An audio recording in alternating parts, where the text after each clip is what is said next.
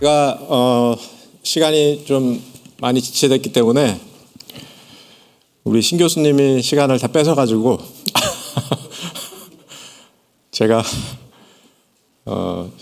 시간을 좀 잘 사용해야 될 것 같아요. 저희가 오늘 저녁도 식사도 있습니다. 그래서 계속 밀리게 되거든요. 그래서 잘 매니지해야 될 것 같습니다. 그래서 바로 시작하겠습니다. Yeah, we will continue to our plenary session. Yeah, we have a dinner this evening, so we cannot delay no longer. So, yeah, everybody will hungry, so we need eat something after session. So, please come inside and join us. A brief announcement. This session will be in English with a response in Korean. For those needing translation, please watch the screen on how to access translation on Zoom. You will find a unique Zoom link for each session displayed on the screen and TV. Simply scan the QR code and follow the instruction displayed there. We will have a time for question, of course, at the end of session. You can text your question during any portion of the program. So, as you know, our presenters prepared so much, so always we don't have much time to for the Q&A. So if you have any question, just text right after you bring up some question. Then your question will be first. Then I can pick that question for you. So please use our text and Zoom for your question. This time I introduce our presenter and our respondent. I'm especially overjoyed to introduce our plenary session speaker, Dr. Dennis Okholm, because I love his books. So I'm a big fan of his book. So I already confessed that to him. Dr. Okholm is professor of theology at Azusa Pacific University. He will speak on the importance of historical traditions to Korean spiritual formation and share insight from his latest research in this field. Dr. Okholm has published numerous articles and books, including Learning Theology Through the Church's Worship, Monk Habit for Everyday People, and Dangerous Passions and Deadly Sins. Especially last year, Monk Habit for Everyday People was published in Korean. 수도원에서 배우는 영성훈련으로 번역이 되었습니다. 이 시간 우리 아주사 패시픽 유니버시티의 신학 교수이신 데니스 오컴 교수님을 모시게 되어서 무척 기쁘고 영광스럽게 생각합니다. 우리 박사님은 한국 스피리추얼 포메이션에 대한 역사적 전통의 중요성에 대해서 말씀해 주시고 이 분야에 대한 최근의 연구에서 얻은 통찰력들을 공유해 주실 것입니다. 특별히 우리가 캐톨릭이라든지 오소독스와의 관계에서 어떻게 우리가 기독교 영성을 이렇게 나누어야 될까를 고민하는 분들에게 많은 유익을 줄 것 같습니다. 오콩 박사님께서는 많은 책들을 출판하셨는데 그 중에서 방금 말씀드린 그 세 책들이 이제 주요한 책들이고요. 특별히 작년에 수도원에서 배우는 영성 훈련이 한국어로 번역이 됐습니다. 관심 있는 분들은 구입해 보시면 도움이 될 거라고 생각합니다.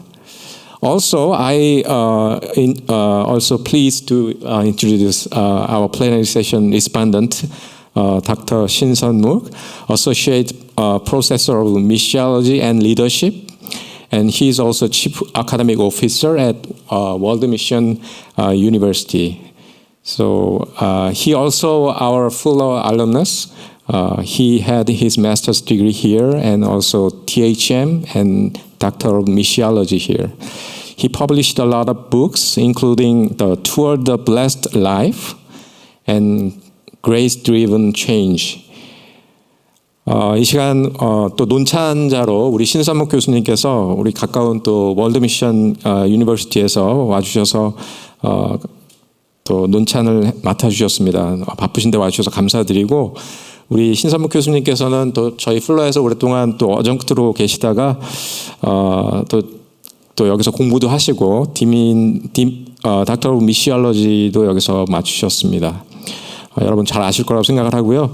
또 교수님 저술하신 또 하나님과 함께하는 행복의 길, 은혜가 이끄는 변화 등의 책을 출판하셨습니다. We will continue the respondent session right after the presentation. 네, 그래서 please join me in welcoming Dr. Dennis Okholm to the stage.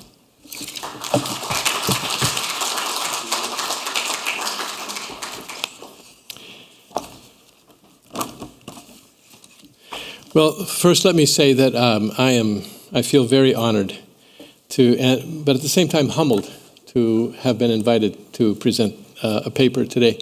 And I suspect in part it was because of this Korean translation of Monk Habits, and I'm so happy that the word gets out beyond the English context. I also want to just, I was the organizer and ran the Wheaton Theology Conference for about 10 years, and I know what goes into these conferences. A lot of anxiety and a lot of hard work. And I just want to shout out to everybody who was planning this and organizing it and running it. I think it's very good. So thank you very much to all of you who are doing that. I also was a Presbyterian ordained in the Presbyterian Church for 27 years before I moved over to the Anglicans about 10 years ago, and I'm an Anglican priest. But as a Presbyterian, I learned that we do everything decently and in order. So I'm going to follow my text fairly carefully here in doing this. And I want to start this way. The Lord be with you. Thank you. Some of you know the response. I appreciate that. And more will know it after we get through, I think. What I intend to do in this presentation is fourfold. First, I'll discuss why it's important for all churches, including the Korean Church, to be on familiar terms with the worn paths and the fellow travelers that have been part of the Christian tradition since its inception. And then second, given that the Korean Church has historically been and is currently predominantly Protestant, and sometimes we want to use the word evangelical, though that word has changed its meaning, unfortunately, from its historical meaning. But because it's been predominantly Protestant in South Korea and in the U.S., and given that in both locales, Korean Roman Catholic adherence is in the single digits, and Eastern Orthodoxy is virtually non-existent in the Korean context, it will be important, I'll argue, for the health of the Korean Church to have the benefits of Catholicism and Orthodoxy, to see what it can bring to the Korean Church.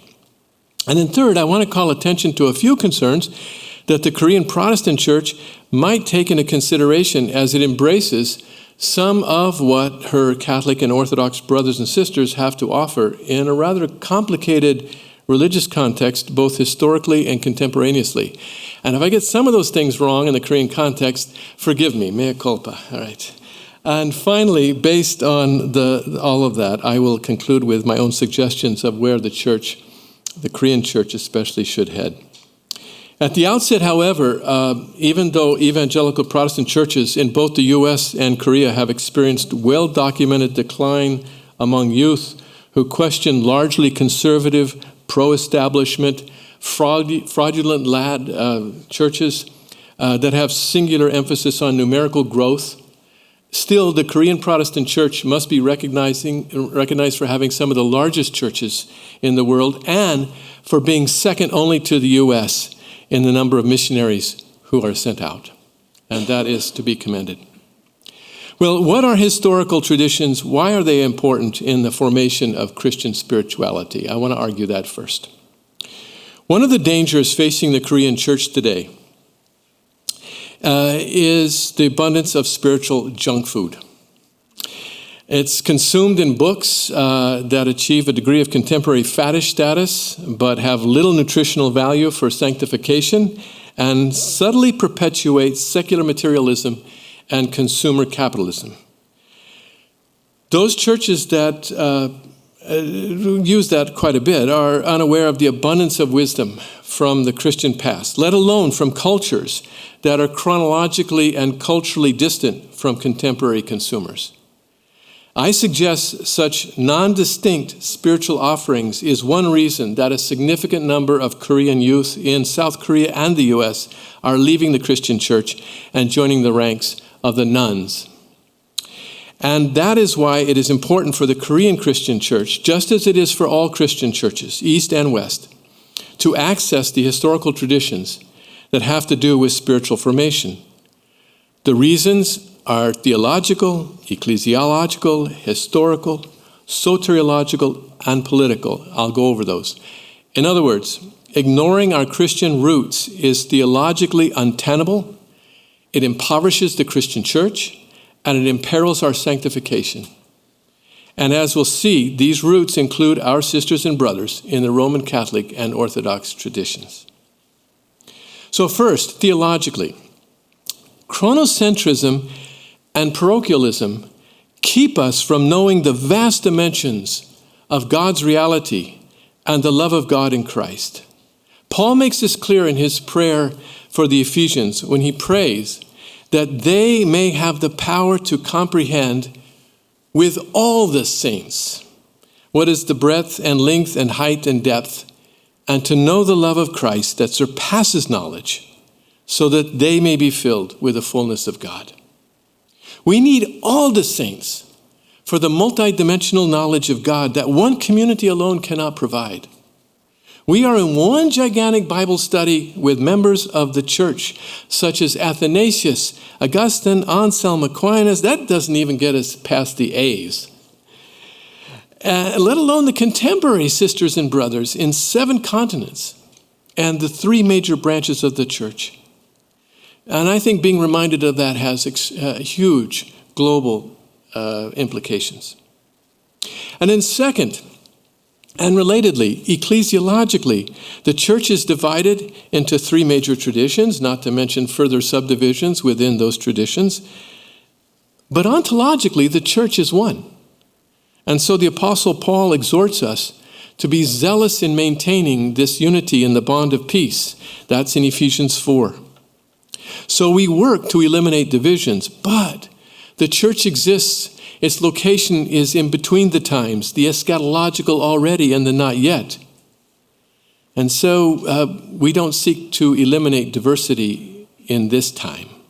As David Bouchard has said, a particular community of faith can and should serve as a home, not a fortress, from which and within which hospitality can be extended to those who are members of other communities of the Christian faith.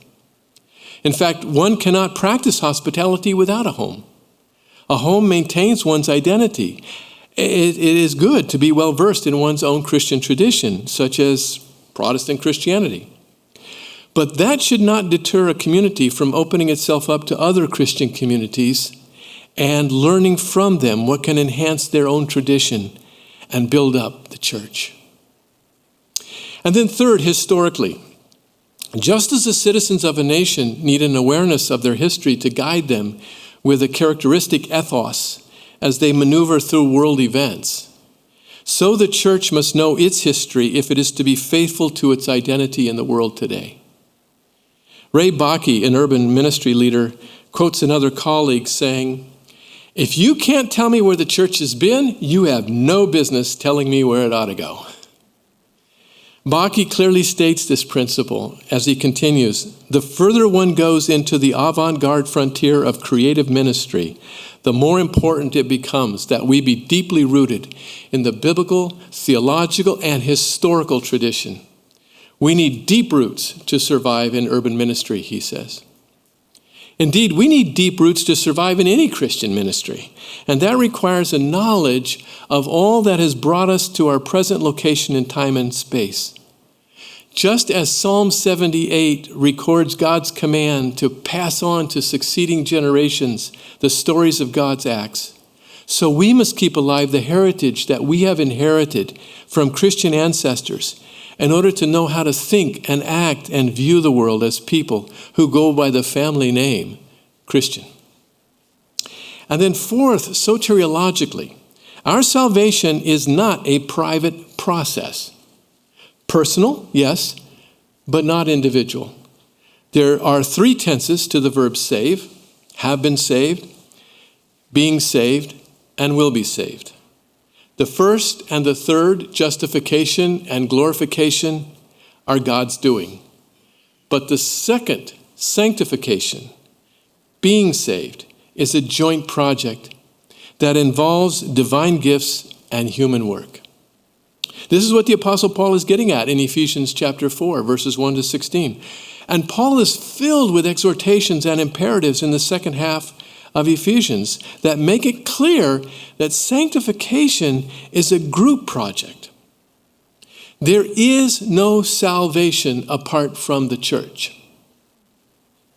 And the second person plural pronoun used throughout Ephesians, for instance, should not be reduced simply to the church militant. It also has to include the church triumphant, that cloud of witnesses mentioned in Hebrews 12, who still speak to us through their writings. With this in mind, we're assisted in the second sanctifying stage of salvation, instilling a habitus, virtues, character traits, predispositions that go beyond merely accepting Jesus to be forgiven so we can go to heaven when we die, which really isn't what the New Testament teaches anyway. And then fifth, politically, if the church is to be a change agent in society, it must exist as an alternative culture. This is not the same thing as a counterculture, because to be counter implies that the prevailing culture is still setting the agenda. The church does not take its cues from the prevailing culture, even when it stands against it. She takes her cues from the head of the body, Jesus Christ. The cultivation of spiritual life must not take its cues from the culture's consumptive preoccupation with the latest fad or celebrity. Time-tested wisdom from those who have gone before us is often better at helping us to discern where Jesus wants to take us, and the Spirit of Jesus, as we have discussed previously. This may not always be popular with much of contemporary Protestant evangelicalism that's often captive to the consumer-driven, efficiency-minded, results-oriented culture in which many are growing their churches. Well, then what are the benefits and challenges of Roman Catholic and Eastern Orthodox spirituality? What do they have to offer us and the Korean church? There are rich resources for spiritual formation in the Protestant tradition, whether that tradition is represented in Korea or in Sudan, where I have taught several times, or in the United States. Certainly, Protestantism has been very influential in Korea for historical reasons, especially, and forgive my mispronunciations if I do so, but especially with what we heard the other day with the Pyongyang revival, or the Korean Pentecost that happened in 1907. That eventually propelled influential institutions, especially schools, in modernization. But if we seek help for our sanctification only from our branch of the historic Christian church, I think we'll be short-sighted and impoverished. In his 1535 treatise Das Altglaub, The Old Faith, Heinrich Bullinger argued that the Protestant tradition could trace its roots back to the proto-evangelion in Genesis 3:15, where God promises a promise seed that will crush the serpent's head. But if we're historically honest with ourselves, we have to admit that Protestants really trace their origins to the 16th century, granting some precursors a century earlier with people like Huss and Tyndale. Long before Luther nailed his 95 Theses to the chapel door of Wittenberg, if he actually did, there was no official split between Roman Catholic and Protestant.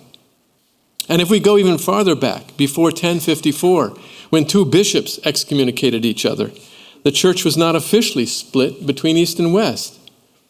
In other words, Protestants are short-sighted if they do not access resources for spiritual formation that go back at least to a common Christian heritage that existed before the 11th century and a common Western heritage that existed up to the 16th century. And that kind of short-sightedness will leave us spiritually poorer than we would have been otherwise. Rightly or wrongly, some blame Martin Luther's movement for our modern emphasis on the individual. A person works out his or her own faith, advanced by one's private interpretation of Scripture. That said, it would be naive to think that the individual conscience and one's interpretation of Scripture have not already been formed by the community or the communities of which one has been a part. One of the myths inherent in modernity is that the individual is free from bias. None of us are. And fortunately, postmodernism has dispelled that myth. But we do have some choice on who or what will shape our biases. There simply is no Christian life apart from the church in the Roman Catholic and the Orthodox traditions. And Protestants are not always aware of that emphasis, even though they should have seen it in Romans 12, Ephesians 4, 1 Corinthians 12, to be specific among some New Testament passages. The larger Christian family has also understood that sacraments are means of grace that enable our spiritual lives and maturation. With some exceptions, many Protestants, especially of an evangelical persuasion, would see little, if any, inherent connection between God's grace and activities such as baptism and communion. Though they don't understand the connection between grace and sacrament in exactly the same way, the Roman Catholic and the Eastern Orthodox traditions have a deep appreciation of what undergirds a sacramental conception of grace. Namely, that we are embodied creatures that God deals with precisely as embodied creatures. When we worship bodily, reminded that we are saved by something physical, namely the physical death of Christ on the cross. So, for instance, a Roman Catholic experiences God's grace throughout her lifetime with 7 sacraments that stretch from baptism to last rites. Known for its activist piety, Protestant evangelicals tend to neglect the more contemplative side of the spiritual life. To their credit, some Protestants have recently discovered a tradition that is usually associated with the Roman Catholic Church, Lectio Divina, as Dr. Cho helped us understand the other day. A 12th century Italian monk, Guido II, formulated what had been practiced by the Church for centuries and named it Lectio Divina, including the 4 elements: reading, meditation, prayer, contemplation. And along similar lines, the Orthodox tradition, Greek and Russian, has helped us to know how to practice the New Testament imperative to pray without ceasing, such as in the Philokalia that gathers Orthodox texts from the 4th to the 15th centuries. And that kind of unceasing prayer is usually referred to as the prayer of the heart, which is normally the Jesus prayer. Lord Jesus Christ, Son of God, have mercy on me, a sinner. Though many Protestants have heard of this, again, our spiritual formation is enriched by what the Catholic and Orthodox traditions have to contribute toward an emphasis on the contemplative side of Christian life, which is often underplayed by Protestants. Oftentimes, I hear Protestants who are not well versed in Roman Catholic theology assert that Catholics believe they are saved by works, while Protestants believe we are saved by grace. Not only does this misrepresent Roman Catholicism, it also does not square with Scripture. Good works are not negotiable when it comes to the life of the Christian. Jesus insisted that that he came not to contradict or to do away with the law, but to fulfill it in such a way that his followers' righteousness would exceed that of the scribes and the Pharisees. And James makes it clear that faith without works is simply not faith. The point is that our Roman Catholic brothers and sisters may help some Protestants recover the biblical emphasis that is sometimes lost by reminding us that while we are not saved by works, we are saved by a faith that works. And by the way, interestingly, nowhere in the New Testament does it literally say that we are saved by faith alone. Disciplined human agency is therefore an emphasis that the Christian tradition taught long before 1517, long before 1054, long before Christianity got divided into any of these major traditions.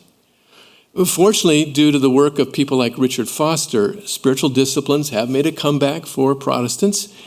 Of course, one has to be careful at this point to avoid the heresy of Pelagianism, that apart from regenerative grace, we can turn ourselves around and climb up the spiritual ladder. But even here, the likes of John Cassian, the 5th century monastic, who wrote the Institutes and the Conferences, mining the wisdom of his predecessor Evagrius and influencing early Benedictine monasticism, even Cassian has been wrongly accused of being at least a semi-Pelagian. Because at one point, here's what he argues in the Conferences. He asks, what is necessary for a good crop? Good weather or the farmer's work? It's a trick question, because the answer is both. What is necessary for our spiritual formation? Works or grace? No trick question here. It's both. So we extend our gratitude to early monastics of an undivided Christianity, which eventually got associated with the Roman Catholic and Orthodox churches. But there are complications. Embracing Roman Catholicism and Orthodox traditions is not without complications, I would argue, in the Korean Christian context, though some of these complications are shared by Protestants. One has to do with ancestor worship that results from syncretism with Buddhism and Confucianism. Another with a hierarchical social structure that might mitigate against democracy, again aligned to some extent with Confucian principles. And last, in the wings, is a tendency toward Christian nationalism that is also a problem for much of what the press designates as evangelicalism in the U.S. itself. And to amplify perhaps what Dr. Yu was helping us to understand yesterday, Christianity was first introduced to Korea in 1603 by means of Christian diplomats who had come into contact with Roman Catholics in Japan and Manchuria, followed by Catholic missionaries in 1794. In the midst of their arrival, Christianity, Roman Catholic style, was outlawed until the 1880s, about the time that Protestant missionaries first arrived in 1884. In part because their converts refused to perform Confucian and Buddhist ancestor rites, the Pope calling those things heathen, Roman Catholics suffered severe persecutions in 1801 and especially in the 1860s until 1884. Eventually, Roman Catholics came to accept Jesa ancestor rituals as civil events, not religious. And that stance seems to avoid religious syncretism. But it would be interesting to know if Korean Protestants, like their Western counterparts, might view the Catholic practice of praying to the saints on the same level as ancestor rituals. Now, to be fair, Catholicism at its best is not worshiping dead saints, but asking them to intercede on their behalf in the same way that we ask our contemporaries who are spiritually respected to intercede for us. Still, since some Protestants consider the Catholic practice to smack of superstition, Buddhist and Confucian practices might get associated in the minds of some with Catholic practices. Such syncretism might not be without its advantages, since, for instance, shamanism shaped and contextualized the Christian faith in Korea to some extent. Some missionaries appreciated how shamanistic spiritism and its indigenous name, Hananim for God, served the purpose of Christianity's acceptance. Indeed, the emphasis on female shaman spiritual power helped propel the growth of Bible women between 1895 and 1945. So the question is this syncretism or just indigenized Christianity? Before moving on, the new religion of Shenandoaism, originally a reaction to Western encroachment and especially the spread of Western leaning Roman Catholicism, does nevertheless count Roman Catholicism among its synthesis with Confucianism, Buddhism, shamanism, and Taoism, albeit they think of Roman Catholicism as a deficient faith. And though it is pro-democracy and emphasizes the equality of all humans, it also teaches self-perfection of the divinity that must be cultivated within each individual. Something Christianity would have a hard time with. But it is not only Roman Catholicism that might be in danger of syncretism by adherents of this new religion. A Presbyterian pastor was ejected for the same kind of thing in the 1950s. Though we have criticized the Protestant Reformation for its encouragement of individualism, it is equally true that the Reformation is in part responsible for Western democracy, as has been suggested with the influence of nominalism on Martin Luther and with the spread of Calvinism. This might go against traditional Korean social hierarchy arranged according to Confucian principles, not to mention the Confucian emphasis on responsibilities of individuals for family welfare over against the Western emphasis on individual rights. Ironically, Roman Catholics, along with Protestants, advocated freedoms over against authoritarian military dictatorships, thereby experiencing some persecution until military rule ended in 1987. The irony stems from the fact that Roman Catholicism, along with Eastern Orthodoxy, are traditions whose polity is hierarchical and not democratic. And so the question is, how will that continue to sit with a fierce anti-communist authoritarianism and pro-democracy political orientation in Korea?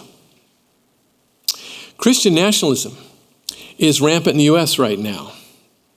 But the same trend may have been true in South Korea.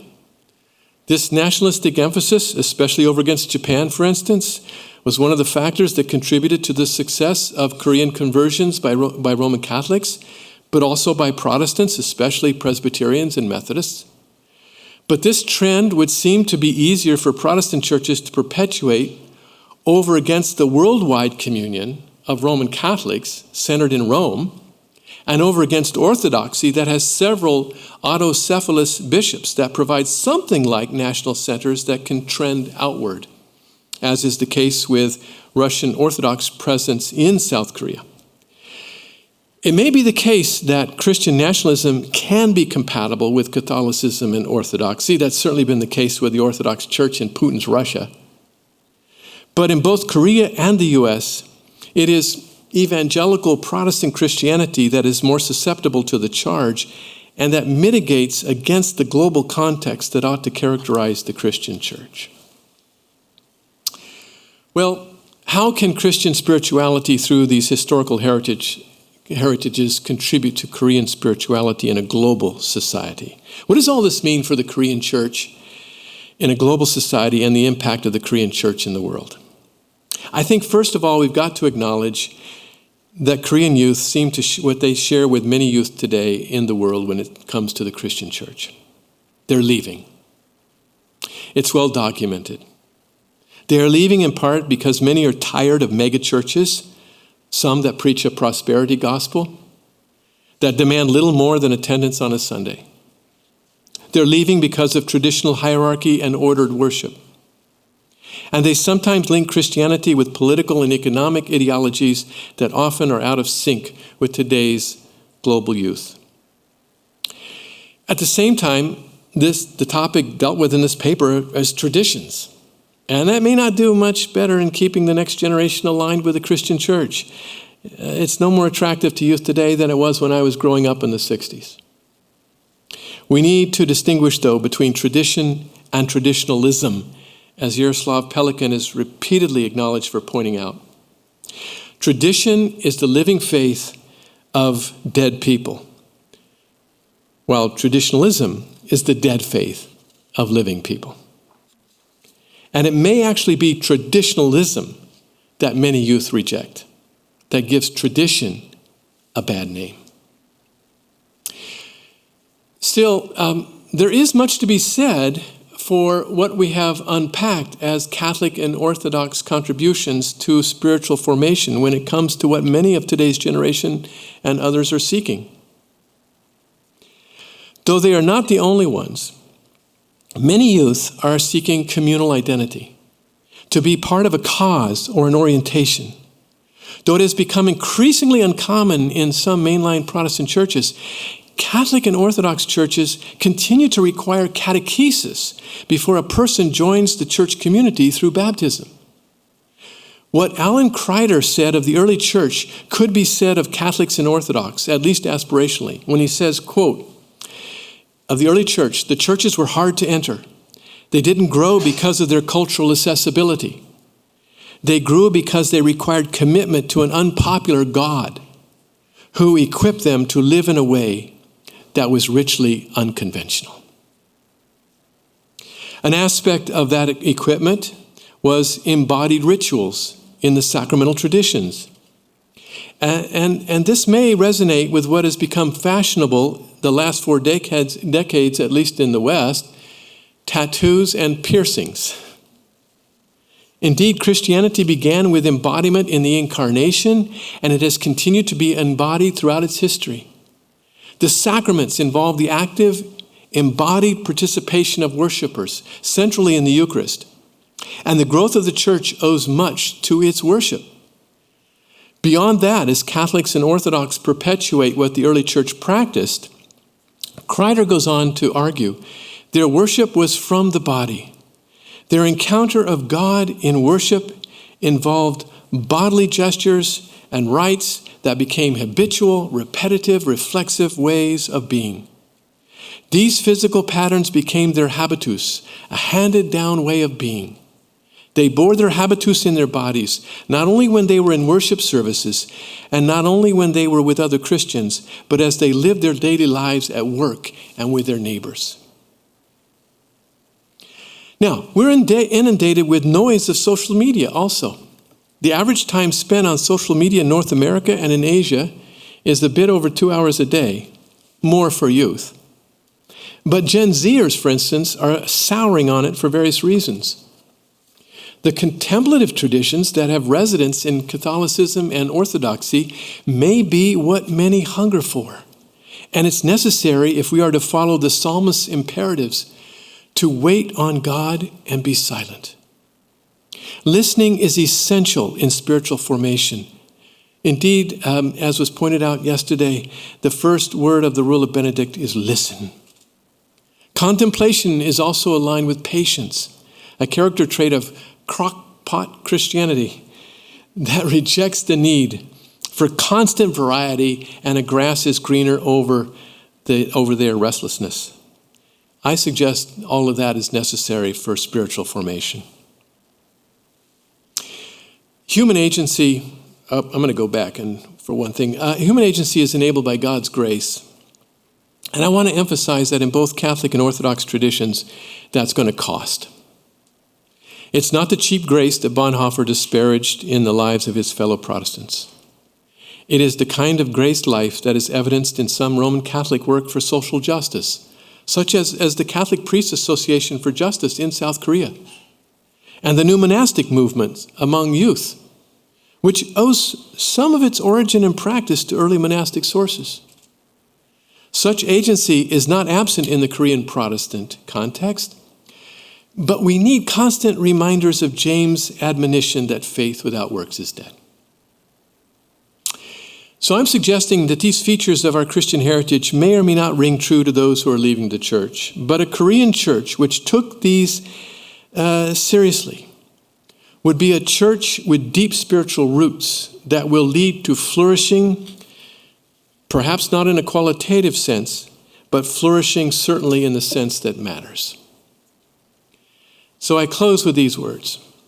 These features that continue primarily, not exclusively, in the Catholic and Orthodox traditions may not assure a wide spirituality, but they promise a deep spirituality. A deep spirituality cannot be fostered in a church that seeks only to build itself up numerically. What Alan Kreider has demonstrated in his book, The Patient Ferment of the Early Church, is that the pre-Constantinian, insignificant, marginalized church, suffering from persecution and plague, patiently yet faithfully lived out its faith as Christians cultivated character traits, habitus, that attracted the curious, traits they learned in a sacramental communal life and embodied in a lived-out faith. Through this means, the church can remain distinct from the prevailing ethos of the fallen world by residing as a witness to God's shalom in the created cosmos, an alternative culture called to the conversion or transformation of the world that has fallen, and a living witness that Jesus Christ is Lord. Indeed, the purpose of spiritual formation is the cultivation of a society about which onlookers will say, "See how they love one another, and they have turned the world upside down." Amen.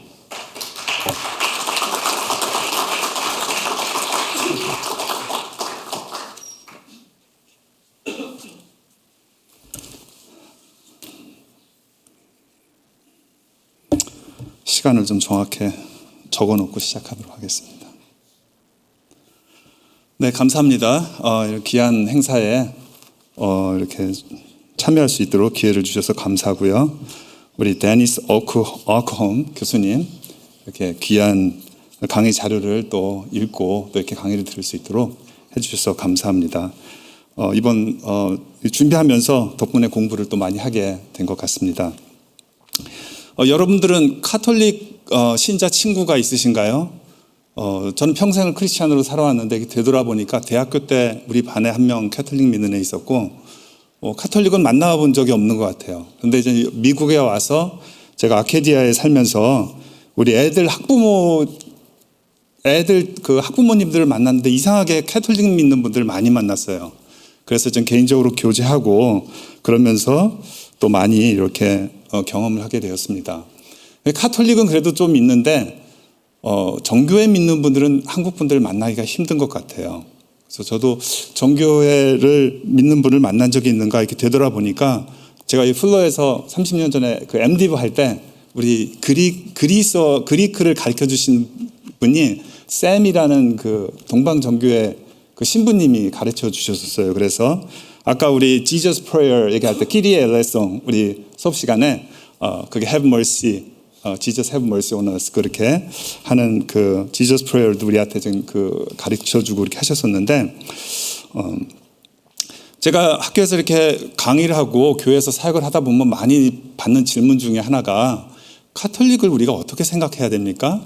카톨릭에도 구원이 있나요? 이런 질문을 참 많이 받게 됩니다. 우리 한국 개신교 상황에서 이 카톨릭에 대해서 어떻게 생각해야 될 것인가 이것이 상당히 쉽지 않은 문제이고 사실 그런 질문이 들어올 때마다 거기서 제가 직접적으로 답을 드리진 못해요. 여러 가지를 좀 생각해 봐야 합니다.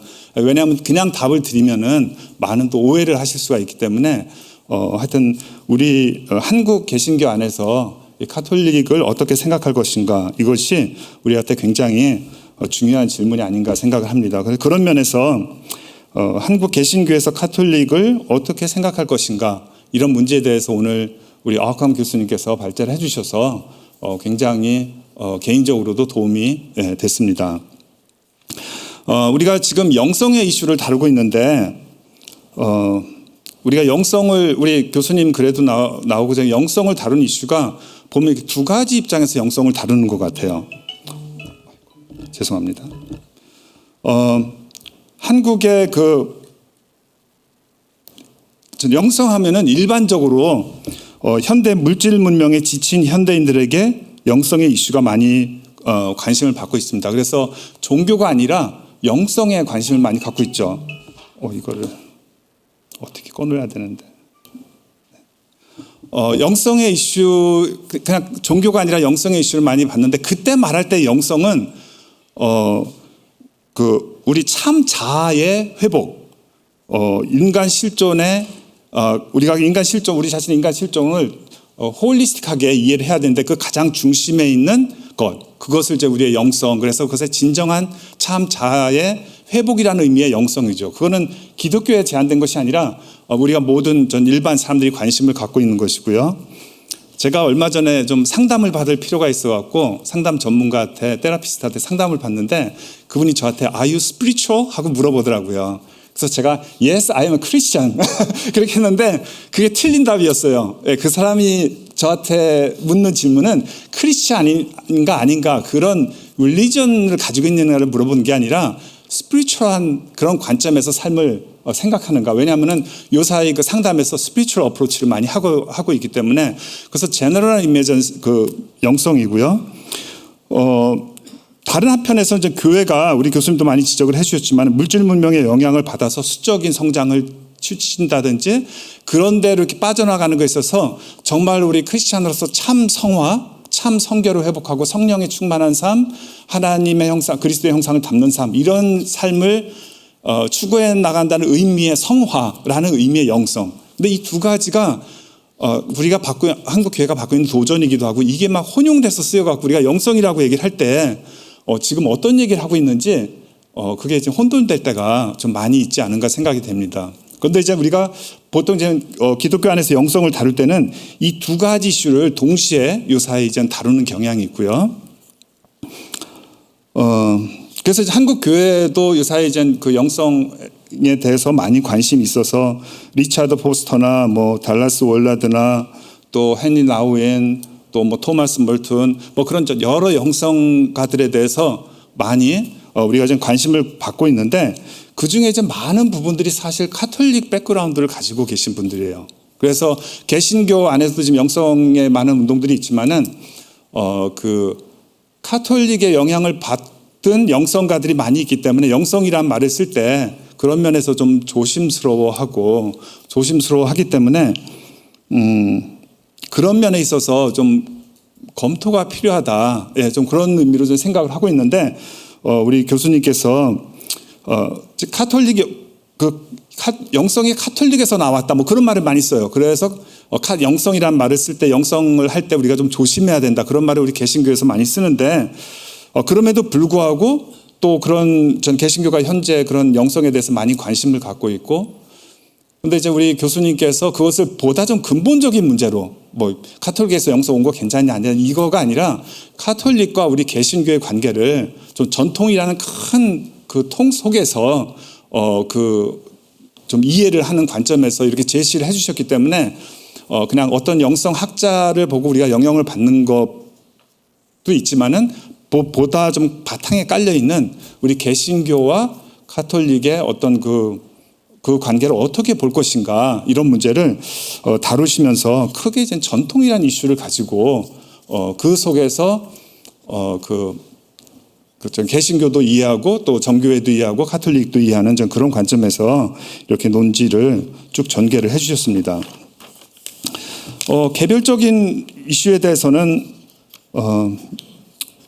전 너무나 많은 중요한 얘기를 다뤄주셨기 때문에 뭐 짧은 시간 안에 이렇게 답을 제가 피드백을 드리기는 힘들고 예를 들어서 성찬식 같은 거를 우리 개신교 신학을 배울 때는 우리는 예수님과 피와 살의 상징이고 우리가 믿음으로 받는 것이고 그런데 전 카톨릭에서는 그 미사 제사를 다시 드리는 그래서 예수님의 살과 이게 지금 예수님과 실제 살과 피다. 그러면서 제사를 다시 드리는 듯한 그런 것이기 때문에 우리가 교육받기는 예수님의 제사가 그럼 불충분하다고 생각하는 것이냐. 뭐 이런 식으로 해갖고 그것이 틀리다는 교육을 우리가 많이 받았던 것 같아요. 그렇게 받았는데 이거 자체 어프로치를 예수님의 은혜의 인바디먼트, 구체적인 실물화되는 그런 인바디먼트라는 관점에서 보고 그것을 예수님의 인카네이션, 성화와 연결하고 우리 신앙생활에 있어서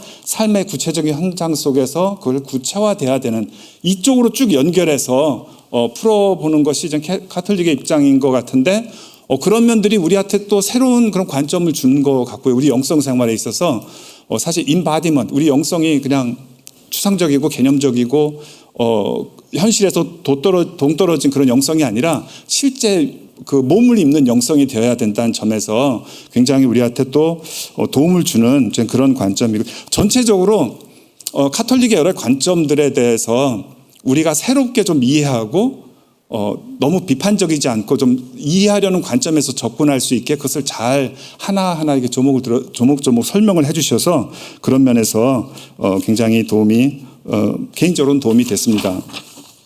시간이 다 돼가네요. 여러 가지 그 내용 중에서 사실 전 개인적으로 카톨릭에 대해서 제가 그전에부터 좀 좋게 생각했던 점은 살짝 어떤 개인적인 모나스틱 영성이나 뭐 그런 점도 굉장히 좋지만은 저는 한국 사회에서 그 노동자나 또 인권을 위해서 일하는 분들의 그런 실제적인 삶의 현장에 좀 값을 치르면서 그분들을 같이 해주고 지켜주고 도와주는 그러한 역할을 젊은 사제단이라든지요 그런 역할을 많이 해왔고 그런 점에 있어서 전 항상 카톨릭의 어떤 에 대해서 좀 긍정적으로 생각하고 또 저도 좀 그런 면에 있어서 영향을 받고 그렇게 했는데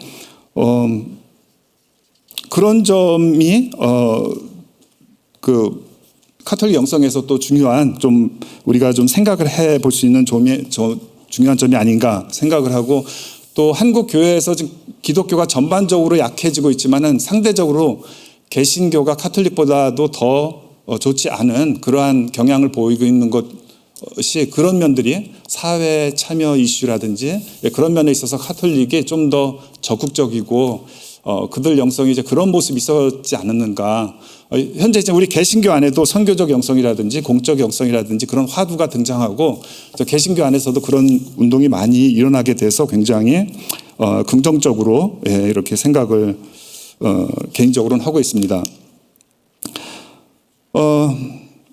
우리 교수님 강의를 이렇게 쭉 들으면서 저 개인적으로는 제 개인적인 영성 취향하고 좀 이렇게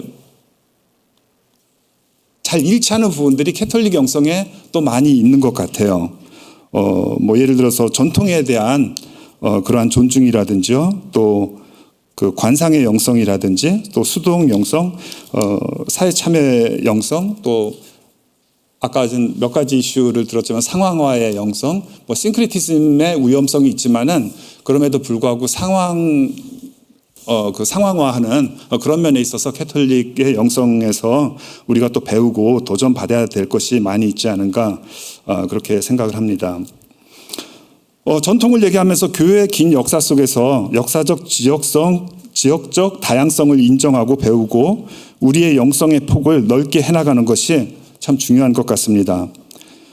아까 강의에 우리 교수님이 잠깐 언급하셨지만 자기의 것을 더욱 견고히 하고 그와 동시에 그 기반 위에서 다양성을 잘 조화하는 것이 우리 영성 생활에서 중요한 부분이 아닌가 그렇게 생각을 합니다. 그러면서 우리가 이 캐톨릭의 전체적인 우리 교회의 전 역사 속에서 캐톨릭의 영성, 정교의 영성에서 저는 또 배우지만은 우리 개신교의 영성, 우린 개신교를 믿는 개신교에 소속된 사람으로서 개신교의 영성에 우리가 지켜야 할 점은 무엇인가? 저는 이제 그런 면에서 이렇게 좀 생각을 해봤고요.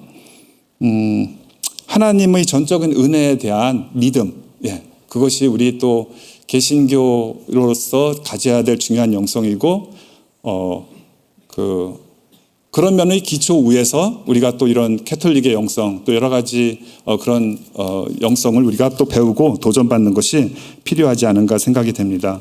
제가 우리 플러에서 MDB 할 때 설교학 교수님이 설교가 복음주의적인 설교가 돼야 된다고 하면서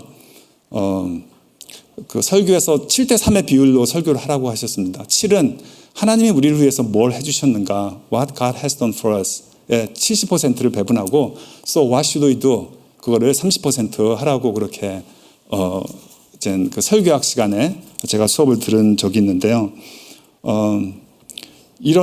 전 요새 영성이라는 여러 화두를 생각하면서 우리가 어떻게 신앙생활을 할 것인가 그런 면에 있어서 우리가 또 배우고 확장하고 또 우리가 값을 치르기도 하고 여러 가지를 해야 되지만은 그 바탕에 깔려 있는 것이 하나님께서 우리를 위해서 해주신 일, 그것에 대한 흔들리지 않는 믿음과 그 은혜의 기초 위에 서 있는 것이 우리 개신교의 영성의 중요한 파트이고 아마 우리 캐톨릭의 영성에서도 아까 우리 faith that works 해서 우리 지금 works를 너무 강조하지 않기 때문에 우리가 faith that works에서 works를 강조해야 되지만은 그 works도 기본적으로 faith에서 나와야 되는 것이 아닌가. 그래서 아마 그 점은 캐톨릭이나 또 우리 개신교나 공유하고 가장 중요시 여기는 부분이 아닌가. 예, 그렇게 생각을 하고 그러면서 우리가 또 먹스 부분에 대해서도 우리가 도전받고 또 값을 치르면서 할 수 있는 그러한 영성을 우리가 개발해야 되지 않을까 생각을 합니다. 제가 마지막으로 하나 코트하고 마치도록 하겠습니다. 캐톨릭 개신교 있기 전에 우리 세인트 어거스틴의 글인데요. 나의 디오스코로스여, 제가 영어로도 읽어드릴게요. 나는 그대가 온전한 경건함으로 자신을 하나님께 드릴 수 있기를 바랍니다. 또 나는 그대가 그대 자신을 위하여 우리 행위의 약함을 보고 계시는 바로 그 하나님께서 준비하신 그 진리만을 붙잡은 사람으로 자신을 준비할 것을 기대합니다. 그 길을 첫 번째 부분은 겸손입니다. 둘째도 겸손입니다. 셋째도 겸손입니다. 그 이유는 우리가 따라 지켜야려고 하는 목적들, 우리가 최선을 다해서 하는 노력들, 그리고 우리 스스로 모니터하면서 조심하는 것들, 이 모든 것들에 겸손히 앞서가며 동행하고 따라오지 않고는 그 모든 선한 행위들 스스로 취하고 싶어하는 교만이 우리 모든 것을 우리의 손에서 빼앗아 가버리기 때문입니다. 우리 신앙생활에서 이런 여러 가지 노력들이 필요하지만은 하나님의 은혜에 대한 믿음, 또 거기에서 나오는 겸손의 바탕 위에서 행해져야 될 것임을 우리 강조하는 그런 글귀가 아닌가 생각합니다. 제가 영어로도 한번 읽어드릴게요. To him, my Dioscoros, I desire you to submit yourself with unreserved piety, and I wish you to prepare for yourself no other way of seizing and holding the truth which has been prepared by him, who as God saw the weakness of our goings. In that way, the first part is humility, the second, humility, the third, humility. And this I would continue to repeat as often as you might seek direction. Not that there are no other instructions which may be given, but because unless humility precedes, accompany, and follow every good action which we perform, pride wrecks wholly from our hand any good work on which we are congratulating ourselves. 그래서 우리가 은혜에 대한 믿음의 기초 위에 서서 또 우리가 성화의 과정들, 또 우리가 값을 지르면서 하는 이런 영성에 대한 것을 배우고 또 우리가 확장해 나가야 되지 않을까 이렇게 생각을 합니다. 감사합니다.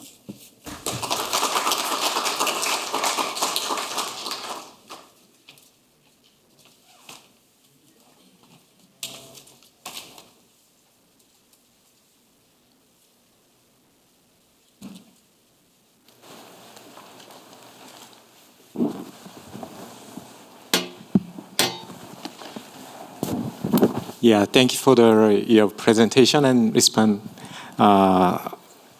Please keep texting about any questions. Yeah, we will take your questions first, and then we keep discussion more. But meanwhile, do you have any feedback to Dr. Shin's Thank you. respond? Oh, I have a mic. Yeah. Yeah, I do. I appreciate it very much what you were saying, and especially from your own personal life too. I think all of us come at it from that. I was reared Pentecostal till junior high, Baptist until graduate school, Presbyterian, and then a decade ago Anglicanism, and I hang around with Roman Catholic monks. So I think we need all of those, and I think, like you were saying, some of my views about Catholics, for instance, got dispelled as time went on and I got to know what they taught. I was working off of the catechism, too. And so, for instance, I've heard Baptist pastors say that Catholics are re-sacrificing Christ in the Eucharist. And I went to the catechism, the official teaching of the church, and it specifically says there is only one sacrifice that was, the Christ on the cross. But we are, the Mass represents it. We are made present to it again. So it almost sounds like, we're re-sacrificing Christ, but they're really not. They're actually putting themselves back into, or I should say God is the Spirit is putting it back into our contemporary situation, what happened so long ago. Grace alone, I think we have to keep emphasizing that, and that is the Protestant message, and we have to not compromise that at all. I think there is a tendency towards kind of a works-based orientation with Catholics sometimes, and I think that comes from a combination of sanctification and justification that are more clearly defined as separate in the Protestant tradition. So I think that that's part of that issue. And by the way, I love the humility quote from Augustine. Calvin quotes that and says the first three rules of theology are humility, humility, humility. So, and then finally, I wanted to say, I think maybe taking the word spirituality, which is maybe too amorphous, and religion's not a good word, I don't think, but spirituality is too amorphous a word, and I think maybe locating it, and I think that's what you were suggesting, in sanctification from a Christian perspective. I mean, that's really what we're doing, right? We're working on our sanctification by grace, and I think that's, so, thank you so much, though, for... There's some emphasis on contemplation and mind part. That's... I kind of influenced by that, general terms of spirituality. Yeah. That's the common thing, between the secular spirituality and Christian spirituality thing. I do think there are similarities, certainly. Yeah, there are. I think just that from a Christian perspective, it's always got to be. I'm too Barthian, Karl Barthian. Christocentric. It's got to be always Christocentric, I think, though, from a Christian perspective. So, yeah. Yeah, thank you so much. I have a question. When I lead my spiritual formation class, compared to past years, pastors are very interested in the other traditions, other historical traditions.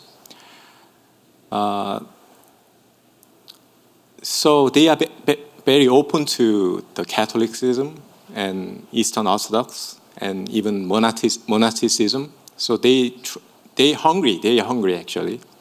So I'm very happy to see that. But my concern is, what if today's pastors and missionaries and leaders looking for another spiritual tools from the historical tradition?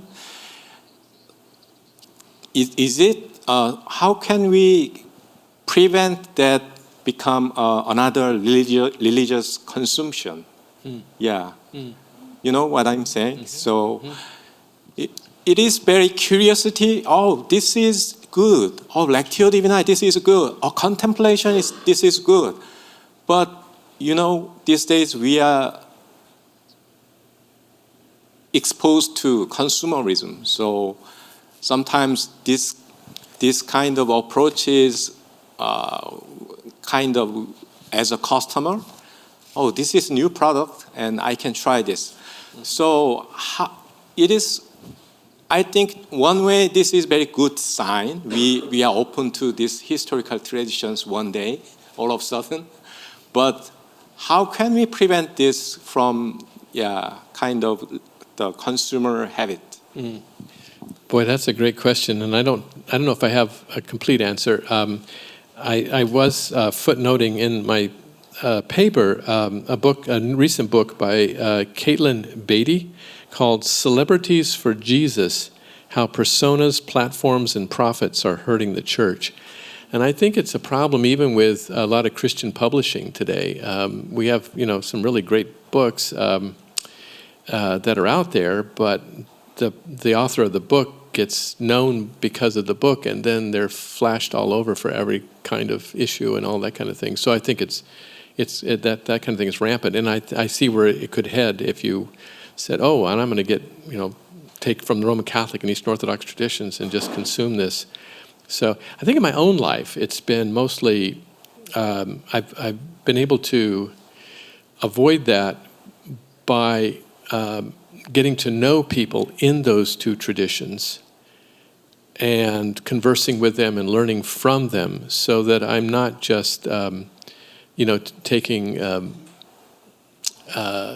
fads or something like that. I'm really engaging them as persons that have something to offer me, and I to them. So that's really helped. I think if we just rely upon secondhand knowledge and books and that kind of thing, I think we are in danger of just consuming and that kind of thing. Yeah. Okay. Yeah. Thanks. Yeah. As I asked yesterday, as you mentioned already, you were a Presbyterian pastor to Anglican pastor. So your journey reflects that you're relate to historical traditions. Yes. I thank you for mentioning that, because when I was ordained in the Presbyterian Church USA, when you're ordained in that tradition or in that denomination, you are given a charge. The charge is given to the ordinand, and then a charge is given to the church with which the ordinand is connected. And the charge to me, because the pastor knew that I was reared Pentecostal and Baptist, and I hadn't gone to the Roman Catholic monks yet, but he said, I charge you with the prayer of Paul in Ephesians chapter 3, that since you know firsthand 3 of those traditions, that you encourage people to know God with all the saints. And that's why I love the fact that the Christian church has all of these traditions. One of the things I did in the paper that I didn't bring out is I compare that to a potluck dinner. When you go to a potluck dinner, you bring your best dish, and that's what you should do. If you're a Presbyterian or a Baptist or a Methodist or a Catholic, you really know your tradition well, so you can offer it to others at the potluck table. But you get to taste every other person's best dish too. And someday we're going to be in the banquet feast of the Lamb, and Christ will be the host, and we'll all be sitting together. Which is, by the way, I almost teared up yesterday during the chapel, because right here we have 2 languages going on. Mm-hmm. But imagine the great banquet feast of the Lamb when it's going to be like Pentecost all over again, And so you're probably going to wonder why that person sitting next to you got there. How did you get there, Yeah. And when I was a Baptist, I would have wondered even how a Methodist got there. But thank God, God has expanded my understanding. And with that charge, too, I've taken that quite seriously. And that's one of the reasons I want to do what I do, is help us to understand with all the saints. All the saints. God's too big of a reality. And that's why I think Paul says, the length, the width, the breadth, the depth. So you might know the length, you might know the width, you might know the depth. We bring it together. Yeah. Amen. Yeah. So every almost presenter, preaching. I'm sorry. Yeah, every presenter, became a preacher these days. So, anyways, thank you. Yeah, we fully enjoy it. Yeah. Just a couple of quick questions. Thank you for your presentation and also for your response as well too. I appreciated the fact that you had a historical sort of a background to everything, including, the social constructions of reality of how society sort of organizes itself for advancements of spiritual formation. But your historical records is unique because you began with 1054 and then went to 1517 and then brought in Professor Yu's 1907. But the first 2 were schisms that generated this birth, whereas the Korean one is not a schism, right? And so I'm wondering if you can sort of speak on that, a small little observation. And then the second would be, I think there's a tremendous veracity and this need for youth revival, right? Mm-hmm. And what you said spoke to my heart, because, okay, so like you, I've had my multiple journeys as well too, but I've been in youth ministry since 1990. Mm-hmm. That's a pretty long time. And we see youth across just taking in spiritual junk food, as you're saying, but also a lot of biblical junk food as well too, right? And so how do we reckon with that?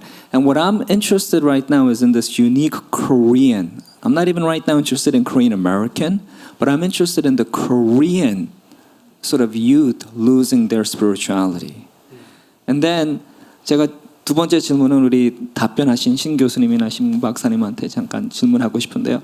그 순간 말씀하셨을 때 평신도가 와서 캐톨릭을 내가 어떻게 믿어야 되는지 그랬을 때 교수님이나 목사님이 좀 복잡하다고 말씀을 하셨잖아요. 개인적인 건 갖고 계시지만 그 대답은 못 해주셨잖아요. 그게 저는 좀 부담이 됩니다. 큰 부담이 돼요.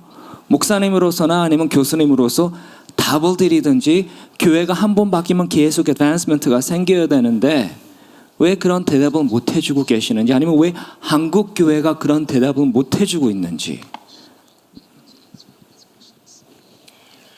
On the first issue you brought up, you guys would know better than I would how to answer that. And I just hope I got all my facts right. So I humbly, confess that I might have made mistakes. Although what you're implying would be an asset that the Korean church would have if that is the case, not to split. So you guys would know more about that than I would. On the youth, I share your burden. And by the way, you should get a huge prize for being in youth ministry that long. Seriously, I mean, that's to be commended. Our granddaughters in Vancouver, British Columbia, have been going to an Anglican church up there, and both their parents and their grandparents are distraught that the youth pastor, maybe he'll hear this, I don't know, did an Easter egg hunt on Easter Sunday in the church. I have no problem with Easter egg hunts, but don't waste the time in the church. And then also he dressed up like a pirate one day, just do a children's sermon as a pirate, finishing a prayer with "Arg men," and I think this is damaging the children, but we may lose youth, but my interest is not in a church that has lots of members. My interest is in a church that has deep members that can influence the world. And that's what I encourage you to read Alan Kreider's book, The Patient Ferment of the Early Church, if you haven't read it, right? It's an incredible book about how the church wasn't interested in... They made people wait for a year before they would allow them to come into the church. So I think we need to give our kids the real stuff and not try to dress it up and be culturally accessible. I mean, if they want to go to the mall, go to the mall. But if you want to come to church, give them church. You know what I mean? That's just my opinion. So anyway. 네, 캐톨릭에 대해서 어떻게 생각해야 되는지 물어보면 제 생각은 있어요. 네, 제가 캐톨릭에 대해서 제가 가지고 있는 생각은 있고, 그것은 이제 전체적인 큰 그림으로 봤을 때는 우리 교수님 말씀하시는 것처럼 우리가 다 그 교회라는 우리가 같은 신앙을 공유하는 그런 교회라는 입장에서 그 분들의 신앙을 존중하고 또 배울 것은 배우고 또 같은 하나님을 믿는다는 것을 고백하는 데는 큰 어려움이 없는 것 같고요. 근데 좀 디테일한 이슈들로 들어갔을 때는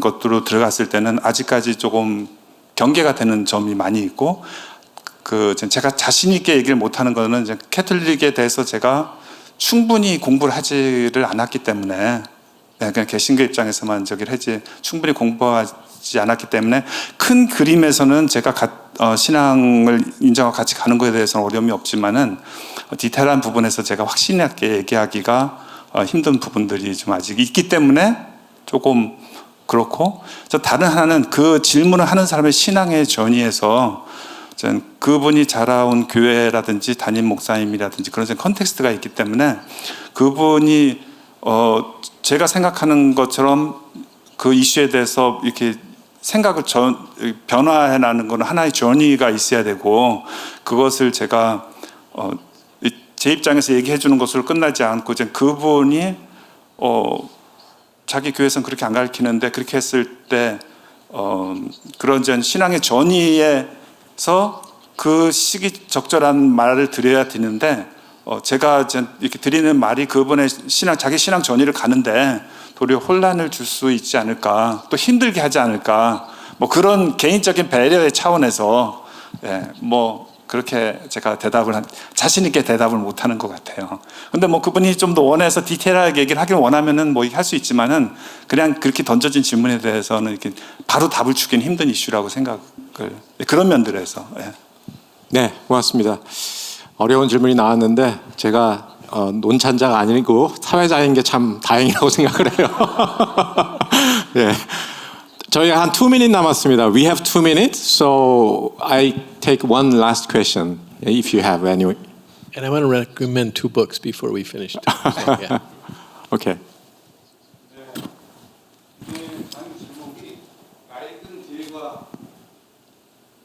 오늘 강의 제목이 낡은 길과 동료 여행자잖아요. 낡은 길이 전통이고 캐톨릭과 그 정교회라고 봤을 때 그러면 새 길에 가고 있는 우리의 입장에서 우리가 줄 수 있는 베스트 디쉬는 뭔가 그걸 좀 궁금하고요. 그래야 우리가 동료 여행자로 같이 갈 수 있을 것 같아요. 그래서 그거에 대한 교수님의 의견 듣고 싶습니다. Great question, and I think it's something we both alluded to earlier. I think our emphasis on God's grace, that has to be it. For Lent, I was reading, I haven't gotten through it in 2 Lents, I keep working on it, but a woman named Rutledge who wrote a book, Crucifixion, it's this thick, beautiful book, and she is reinforcing in my mind this emphasis as an Anglican Protestant, grace. So even in the Protestant tradition that borrows a lot from Augustine, as does the Catholic tradition actually,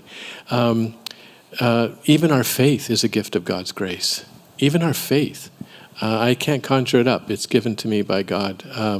That raises other issues, but that's so I think we need to bring that to the table. So I thank my Roman Catholic brothers and sisters for reminding me about,